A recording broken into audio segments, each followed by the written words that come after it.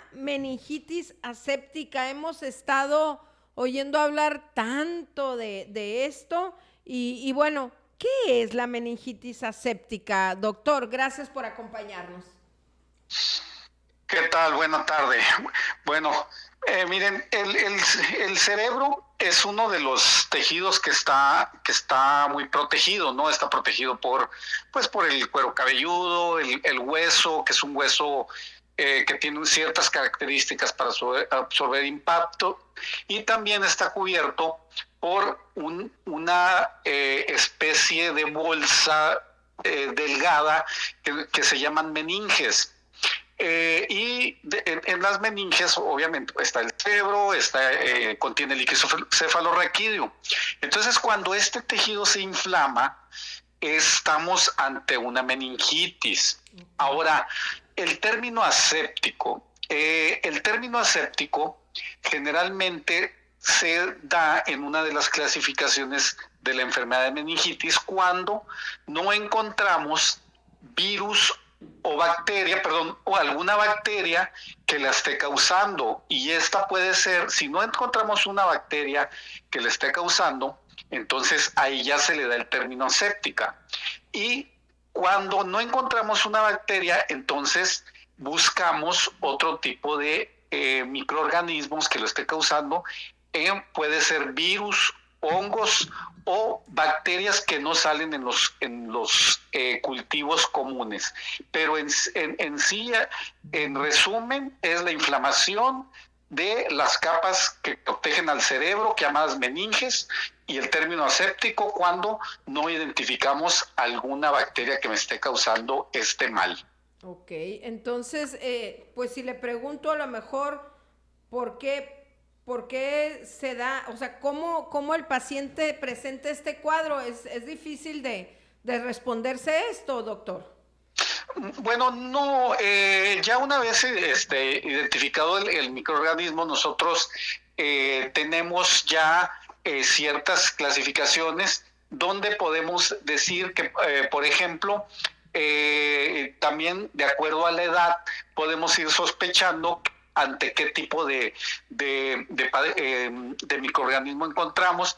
También hay situaciones geográficas. Por ejemplo, nosotros aquí en Sonora somos de las pocas partes del mundo donde se encuentra el coccidioides, que es un hongo que se encuentra en el ambiente y Híjole. que no se presenta en alguna otra parte, ¿no? Entonces, si estamos en una área geográfica también determinada, puede ser la causa y la explicación de, ¿no? Por ejemplo, aquí nosotros, en esta parte del mundo, a diferencia de otras partes del mundo, nosotros podemos tener una meningitis aséptica por coccidioidomicosis, ¿no? Que es muy común, ¿no? Es el mentado hongo del desierto, algo así. Sí, ese es el mentado hongo de desierto que lo padece, que lo tenemos en el norte de México, sur de Estados Unidos y algunas regiones localizadas por allá en Sudamérica, particularmente en Argentina, aunque no quiere decir Argentina, pero bueno, allá en Argentina tenemos también, ¿no? Bueno, duele decir Argentina. Sí, ¿Qué porcentaje de la comunidad nomás, porcentaje de la sociedad tiene presente ese hongo, doctor? Bueno, en estudios que se han hecho aquí en el estado de Sonora, se ha encontrado, ya tiene muchísimo tiempo que no se hace un estudio, ¿no? Pero muchísimo tiempo. Okay. Se encontró que hasta 60% de la población tenía anticuerpos positivos contra este hongo que me puede causar una meningitis aséptica, pero no quiere decir que ese 60% de la población vaya a presentar alguna meningitis aséptica o afección por el hongo, ¿no? Sí. Okay.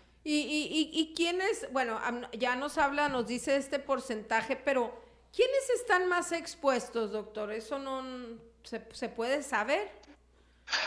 Bueno, la exposición también puede ser más en gente, trabajadores del campo, okay.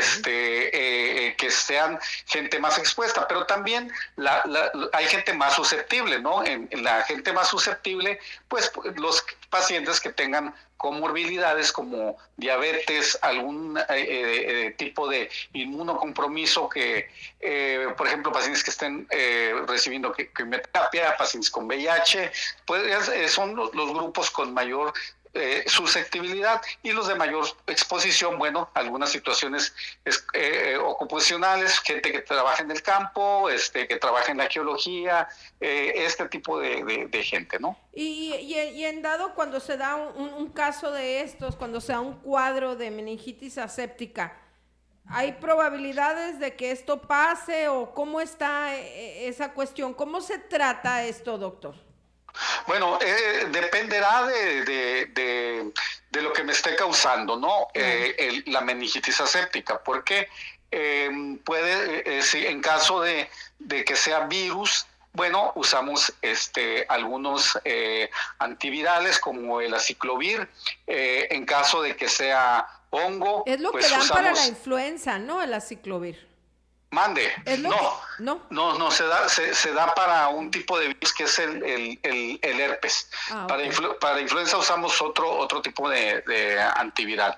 Oseltamivir. Oseltamivir, así es. Okay. Así terminaba en vir. En eso sí. me quedé. Entonces dependerá, un tratamiento específico, pero también pues medidas de soporte y medidas generales para el paciente, ¿no? Porque una meningitis es un cuadro grave donde el paciente incluso puede caer a terapia intensiva, requiere intubación, apoyo ventilatorio, vigilancia por enfermería, todo un equipo multidisciplinario que atendemos. El caer en terapia intensiva pues también lo ponen en más riesgo, ¿no? Obviamente al paciente, ¿verdad?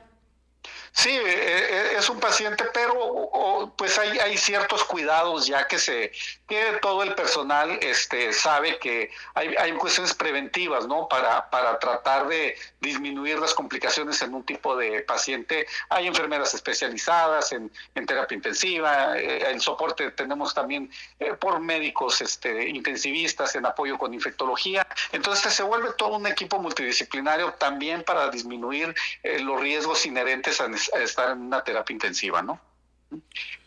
¿Y es fácil conocer a la persona que lo está padeciendo o es difícil dar con el cuadro, poder reconocer el médico, doctor? Bueno, en general un cuadro de meningitis no es complicado.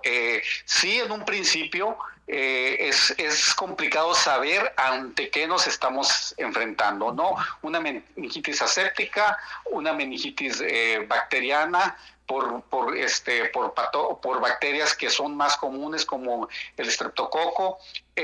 En un principio sí es complicado discernir exactamente aunque tipo de meningitis, pero en el transcurso de horas los estudios nos van dando los resultados para nosotros tener una terapia más dirigida, ¿no? Pero en general pues no es tan complicado para un médico distinguir si está ante un caso de meningitis. Muy bien. Muy bien. Doctor, en las últimas semanas he visto fallecimientos. Algunos los relacionan con riqueza, con dengue. Hubo uno recientemente acá por rumbos de la nación Conca, que allá conoceris, Punta Chueca, una niña. Y recientemente también un joven de aquí Hermosillo, residente, si mal no recuerdo, o su familia al menos es de la colonia Las Fuentes. Pero pues cada vez más comúnmente, y sobre todo lo que dicen ahí los familiares es que no llegan al diagnóstico y solamente queda en sospecha el que puedan ser estas enfermedades las causantes de la muerte. Hay una prevalencia importante de estos padecimientos en este momento.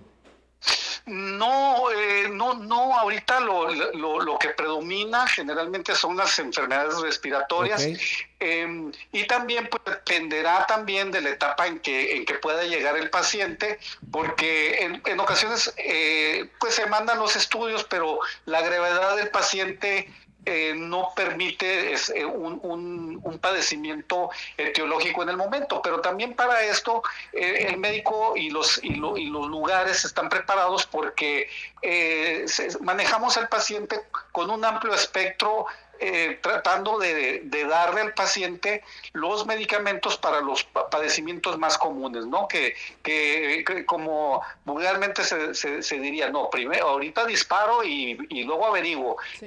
¿Por qué? Porque tengo a mi paciente delicado y tengo que cubrirlo con un amplio espectro para que los estudios me vayan dando la terapia más dirigida en un momento, ¿no?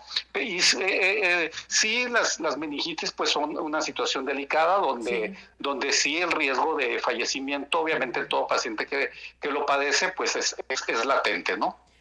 Gracias a Isela Hong, la periodista y amiga, nos dice cuáles son los síntomas, doctor, qué puede pues tener una persona y saber o qué empieza a sentir.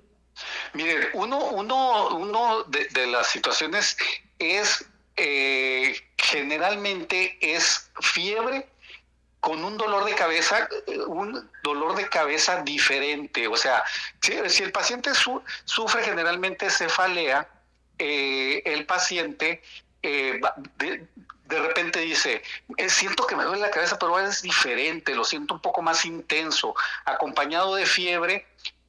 Posteriormente, pues puede haber vómito, náusea, y algo también más característico es que sea vómito sin náusea, y el paciente también entrará en una sensación de aletargamiento. De repente el familiar lo reporta, es que lo veo más cansado, duerme más, y también dependerá también de la edad, porque por ejemplo en adultos mayores muchas veces no pueden presentar fiebre y estar ante un cuadro de meningitis, pero sí los familiares dicen, come poco, como de repente está alucinando, de repente habla de más.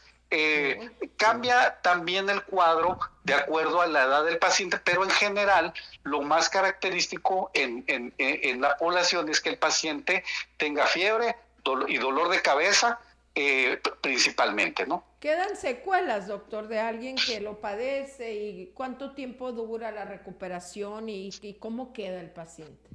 Miren, dependerá de la gravedad en que llegue el paciente a atención hospitalaria, ¿no?